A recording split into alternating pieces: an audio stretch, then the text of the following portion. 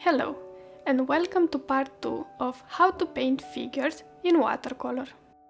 In part 1, we painted the first row of people, the one that is above.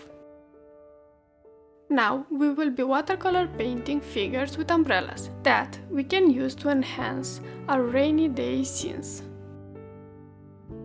It's very nice to have figures in our paintings, especially in urban scenes, because we are very used to seeing people around us, and it feels natural to see them in our paintings also.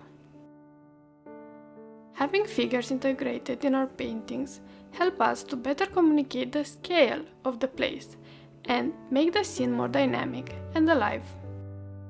They also create a strong focal point. This happens because our brain is very good and fast at identifying human figures. To paint figures with umbrellas, we basically use the same principles of shape and proportion that we mentioned in the first part of the video. For the first figure, I made a mix of quinacridone rose, dioxazine purple, and a bit of white gouache. And I start with painting the umbrella, first the underside that is in the shadow, and then the top side. For the top side, I mainly paint the part that is in the shadow, the left part. The right part remains unpainted to suggest the direction of the light. In this way, even though it's a small and simple shape, we suggest its volume and the lighting of the scene. Then, I continue with the torso and with two lines for the legs. Notice how the silhouette is tilted a bit. The shoulders and the hips have an opposite angle to make the figure more dynamic. The head is done with a darker tone because it is in the shadow under the umbrella. We can also add a bit of white gouache on the shoulders to make the person pop from the background being the underside of the umbrella. Instead of using white gouache, we could have removed some paint and make the paper visible. Feel free to try this as well. I also add a bit of burnt sienna for more color variance and paint the shadows to ground the figure.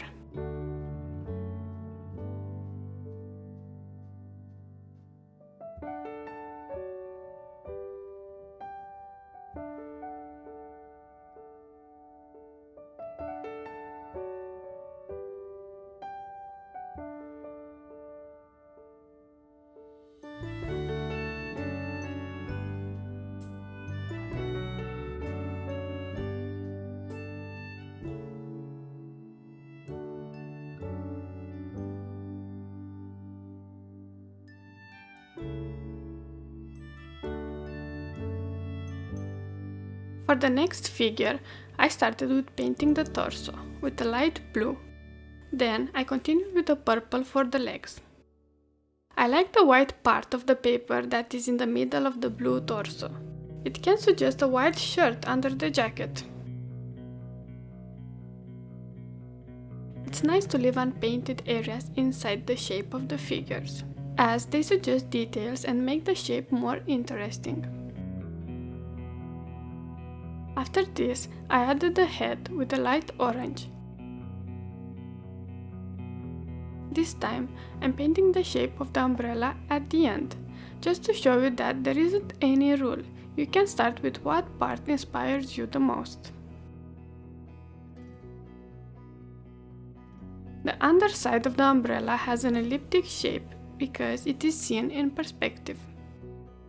And speaking about perspective, notice how the heads of all the figures are placed around the same height on the paper. At that height, we have the horizon line. So, to sketch people nicely in perspective, it's important to draw their head around the same height. If they are closer to us, they will be longer towards the lower side of the page. If they are further away, they will be smaller shapes, but their head will be placed more or less around the same height. We are now talking about standing people, in the context in which the viewer, us, is also standing. If, for example, we have people that sit at the table, then of course their head will be placed below the horizon line.